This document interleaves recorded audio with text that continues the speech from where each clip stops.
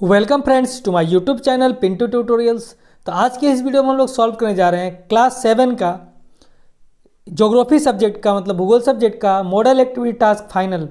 इसको हम लोग जो है कि मॉडल एक्टिविटी कॉम्पिलेशन फाइनल 2021 भी बोल सकते हैं। ये आपको नवंबर मंथ में मिला होगा और ये इसको पार्ट 8 भी बोल सकते हैं। तो अगर आपने जो है क्लास 7 का फाइनल मॉडल एक्टिविटी टास्क का मैथ्स और इंग्लिश सब्जेक्ट का अगर सॉल्यूशन नहीं किया है तो उसका लिंक आपको नीचे डिस्क्रिप्शन में मैं दे दूंगा, वहाँ से जाकर आप सॉल्व कर सकते हैं, या इस वीडियो के लास्ट में भी आपको उसका लिंक मिल जाएगा। अगर आप चैनल पर नए हैं तो प्लीज़ चैनल को सब्सक्राइब कर लें और वीडियो को लाइक करें और अपने दोस्तों के साथ जरूर से जरूर शेयर करें। चलिए इस वीडियो को स्टार्ट करते हैं। तो इसका पहला क्वेश्चन है कि दिए गए विकल्पों में से सही उत्तर चुनना है। ठीक है, तो यहाँ पर पहला क्वेश्चन एक का 1 नंबर की उत्तरायण की अवधि सूर्य की उत्तर की ओर गति है। तो इसका आंसर जो होगा आपका होगा ऑप्शन नंबर जो है कि ग 22 दिसंबर 21 जून। ठीक है, सेकंड क्वेश्चन देखिए, मानचित्र के निकट दूरी वाले समदाब रेखांकन दर्शाते हैं। तो इसका आंसर होगा आपका 2 नंबर का ख नंबर आंसर होगा उच्च वायुदाब प्रवणता। एक का 3 नंबर देखिए क्वेश्चन क्या है, टोक्यो योकोहामा औद्योगिक क्षेत्र के विकास के लिए सबसे अनुकूल कारकों में से एक है। तो इसका आंसर होगा आपका ऑप्शन नंबर 3 का होगा ग नंबर उच्च प्रौद्योगिकी और कुशल श्रमिक। नेक्स्ट आते हैं एक का 4 नंबर क्वेश्चन की तरफ, भूप्रपर्टी के मुड़ने से बने पर्वत का उदाहरण है। तो इसका आंसर होगा आपका 4 का घ नंबर हिमालय। नेक्स्ट आते हैं क्वेश्चन नंबर 1 का 5 नंबर, सही जोड़ा जो है कि चुनना है, सही युग मतलब सही जोड़ा चुनना है। तो इसका जो आंसर होगा आपका 5 नंबर का होगा ऑप्शन नंबर ख होगा नदी का ऊपरी भाग प्रमुख कार्य अपर्दन, तो ख नंबर होगा। ठीक है, ख नंबर। नेक्स्ट आते हैं एक का 6 नंबर क्वेश्चन, अफ्रीका के मध्य भाग से पूर्व से पश्चिम की ओर जाने वाली काल्पनिक रेखा है। तो इसका आंसर होगा आपका 6 नंबर का ऑप्शन नंबर घ होगा भूमध्य रेखा। क्या होगा? भूमध्य रेखा। एक का 7 नंबर क्वेश्चन देखिए, विश्व की छत माने जाने वाला पठार कौन सा है? इसका आंसर होगा ऑप्शन नंबर ग पामीर का पठार। क्या होगा? पामीर पठार। नेक्स्ट क्वेश्चन है एक का 8 नंबर क्वेश्चन, एक का 8 नंबर क्वेश्चन देखिए, किसी नदी के ऊपरी भाग में आई आकार की घाटी। तो यहाँ पर क्या है? आई आकार की घाटी। क्या? आई। ठीक है, आई आकार की घाटी मतलब आई आकार की घाटी बनाने का एक मुख्य कारण है। क्या है? तो इसका आंसर होगा आपका ऑप्शन नंबर ग होगा ठीक है, ऊर्ध्वाधर कटान की उच्च दर।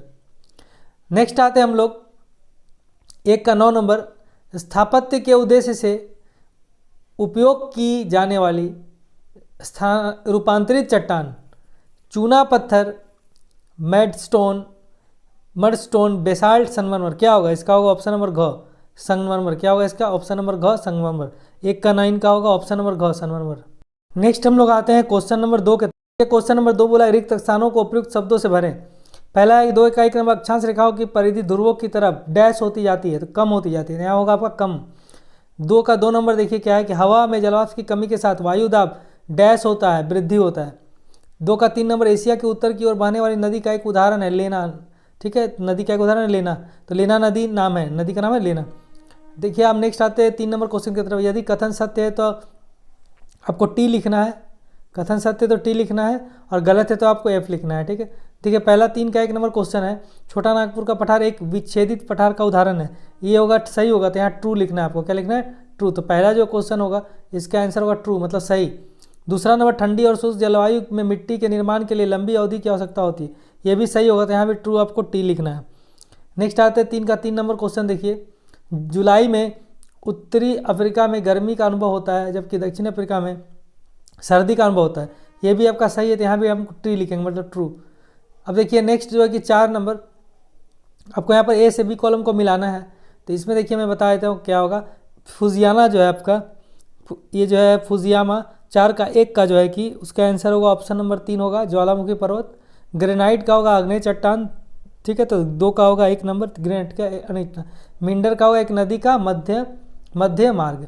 इसको जो कि देखिए आपको ऐसे मिलाना नहीं है, आपको क्या करना है देखिए मैं बताता हूँ आपको क्या करना है। देखिए जो आंसर होगा इसे आपको आंसर बोल के नीचे लिखना है ऐसे। ठीक है, अब फुजियामा के बगल में आपको लिखना है ज्वालामुखी पर्वत, फिर ग्रेनाइट के बगल में अग्नि चट्टान और इसके बगल में ऐसे करके आप नीचे लिख लीजिएगा। ठीक है, ध्यान रहे। नेक्स्ट आते हैं क्वेश्चन नंबर 5। तो निम्न प्रश्नों का उत्तर आपको संक्षेप में देना है। 5 का 1 नंबर, किस तिथि को ग्रीष्म संक्रांति मतलब कर्क संक्रांति, ग्रीष्म संक्रांति मतलब कर्क संक्रांति होता है कहा जाता है और क्यों? देखिए 21 जून को ग्रीष्म संक्रांति, आपके क्वेश्चन में अगर ग्रीष्म संक्रांति तो वही लिखिएगा, अगर कर्क संक्रांति है तो वही लिखिएगा, ठीक है, जो होगा वही लिख दीजिएगा। अगर 21 जून को ग्रीष्म संक्रांति कहा जाता है क्योंकि 21 जून को पृथ्वी अपने कक्ष पथ के ऐसे स्थान पर आ जाती है, यहाँ पर इस काट देना, ऐसे स्थान पर आ जाती है जहाँ उत्तरी गोलार्ध में कर्क संक्रांति रेखा के 23.1/2 डिग्री उत्तरी अक्षांश रेखा ऊपर सूर्य की किरणें लंबवत पड़ती है। इस दिन उत्तरी गोलार्ध में दिन सबसे बड़ा तथा दक्षिणी गोलार्ध में सबसे छोटा होता है। सुमेरु वृत्त से 24 घंटा सूर्य को देखा जा सकता है तथा कुमेरु वृत्त पर 24 घंटा रात रहता है, ठीक है। नेक्स्ट देखिए 5 का 2 नंबर क्वेश्चन है समानताएं। समानताएं का मतलब होता है अक्षांश रेखा और मध्याह्न रेखा मतलब देशांतर रेखा। तो आपके क्वेश्चन में अगर समानताएं लिखा हो तो वही लिखिएगा, ठीक है। अगर आपके क्वेश्चन में मध्याह्न रेखा लिखा हो तो आपके क्वेश्चन में जो वही लिखिएगा। समानताएं का मतलब ही अक्षांश रेखा होता है और मध्याह्न रेखा का मतलब देशांतर रेखा होता है कि प्रत्येक में से एक एक का विशेषता लिखना है। देखिए समानताएं मतलब अक्षांश रेखा की विशेषता क्या, अक्षांश रेखा परस्पर समानांतर है, ठीक है, परस्पर समानांतर होती है। अक्षांश रेखा क्या है, समानांतर है। मध्याह्न रेखा देशांतर रेखा की क्या विशेषता है, तो देशांतर रेखा अर्धवृत्त होती है। नेक्स्ट क्वेश्चन देखिए क्या 5 का 3 में हिमालय पर्वत भारत की जलवायु को किस प्रकार प्रभावित करता है, तो इसका आंसर होगा हिमालय पर्वत भारत की जलवायु को निम्न प्रकार से प्रभावित करता है। इसका एक पहला पॉइंट लिखना है हम लोग को, हिमालय पर्वत दक्षिण पश्चिम की मौसमी वायु के साथ, ठीक है, तो वायु के साथ, वायु का अगर में क्या लिख लीजिएगा, हिमालय पर्वत दक्षिण पश्चिम की मौसमी वायु के साथ तैरते बादलों को रोककर वर्षा कराता है, ठीक है। अब इसका हम लोग जो है कि दूसरा पॉइंट देख लेते हैं। दूसरा पॉइंट है जाड़े में साइबेरिया की अत्यंत ठंडी हवाओं को रोककर हिमालय भारत में ठंड को भयंकर रूप धारण करने से रोके रखता है। नेक्स्ट क्वेश्चन देखिए, अब आते हैं 5 का 4 नंबर क्वेश्चन। ढलान और भूमि की ऊंचाई के आधार पर पठार और मैदान के बीच अंतर लिखना है। देखिए मैंने यहाँ बना दिया, आप ऐसे नोट कर लीजिए। तुलना का विषय क्या है, भूमि ढाल और उच्चता। पठार मैदान, ये टेबल भूमि की तरह सपाट एवं किनारा खड़ा इसका होता है, ठीक है। अत्यंत कम ढाल होता है मैदान में। और उच्चता अगर बोले तो पठार की ऊंचाई समुद्र तल से 300 से 600 मीटर तक होती है और मैदान की ऊंचाई समुद्र तल से 300 मीटर से कम होती है। नेक्स्ट क्वेश्चन 6 का 1 नंबर क्वेश्चन देखिए क्या है, व्याख्या करें कि ध्रुवों और भूमध्य रेखा में हवा के तापमान में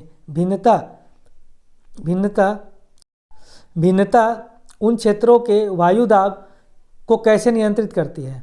देखिए इसका आंसर जो है, आंसर देखिए हवा के तापमान में परिवर्तन के कारण हवा का आयतन और घनत्व में परिवर्तन होता है। जैसे हवा के गर्म होने से उसके अणु गतिशील हो जाते हैं और एक दूसरे से दूर जाने लगते हैं। इस प्रकार गर्म हवा हल्की होकर ऊपर उठने लगती है। हवा का घनत्व कम हो जाता है, अर्थात निर्दिष्ट आयतन के हवा के अणुओं की संख्या कम हो जाती है और हवा का दबाव भी कम हो जाता है, ठीक है। आगे देखिए क्या लिखना है, हवा ठंडी होने पर संकुचित होती है और हवा का घनत्व बढ़ जाता है। इसी के चलते हवा का दबाव भी बढ़ जाता है। इसलिए शीतल मरु अंचल में वायु दाब और ज़्यादा, उष्ण निरक्षीय भूमध्य जलवायु अंचल में वायु दाब कम होता है। नेक्स्ट क्वेश्चन देखिए क्या है, मिट्टी के बनावट के आधार पर उसका वर्गीकरण कीजिए। प्रत्येक श्रेणी में से एक विशेषता का उल्लेख आपको करना है। देखिए उत्तर लिखना, बनावट के आधार पर मिट्टी को 3 भागों में विभक्त किया जा सकता है, बलुई मिट्टी, कीचड़ मिट्टी और दोआंश मिट्टी, ठीक है। कितने, बलुई मिट्टी, कीचड़ मिट्टी और दोआंश मिट्टी। तो सबका विशेषता लिखना है। देख लीजिए पहले हम लोग बलुई मिट्टी का विशेषता लिखते हैं। बलुई मिट्टी का कण मोटा है, कण के मध्य स्थान ज़्यादा है, पानी डालने पर अति शीघ्रता से खींच लेती है। यहाँ बलुई नहीं लिखना है, काट देना है, ठीक है। यहाँ बलुई नहीं होगा, काट देना है। 2 नंबर जो कीचड़ मिट्टी की विशेषता, कीचड़ मिट्टी के कण सूक्ष्म होते हैं, कणों के मध्य स्थान इतना कम होता है कि जल देने के बावजूद खींचता नहीं है, फलस्वरूप फसल अच्छी होती है। नेक्स्ट देखिए 3 नंबर दोआंश मिट्टी की विशेषता। दोआंश मिट्टी में बालू और कीचड़ की मात्रा बराबर होती है, जल, हवा और दूसरे उपादानों की मात्रा सटीक रहती है, इसलिए यह मिट्टी फसल उत्पादन के दृष्टिकोण से अच्छी है।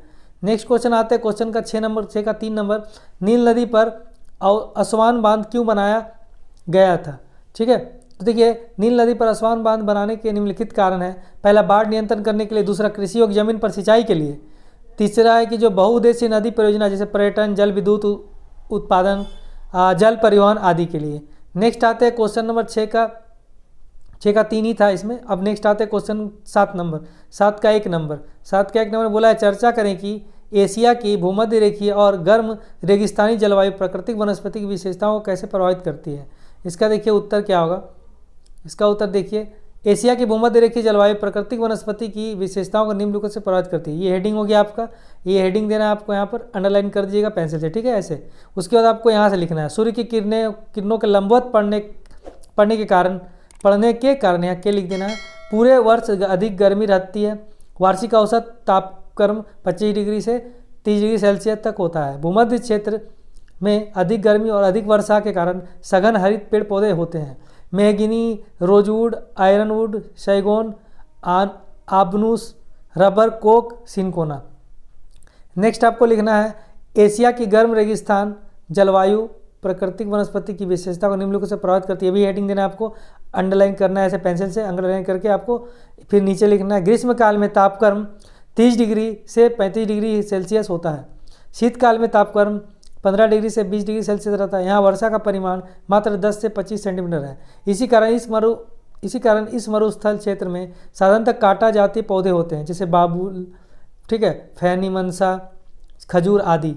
वर्षा कम होने के कारण इन पौधों के तने और पत्ते मोम जातीय पदार्थों से ढके रहते हैं, ताकि प्रस्वेदन क्रिया द्वारा इन पौधों का जल ना निकल जाए।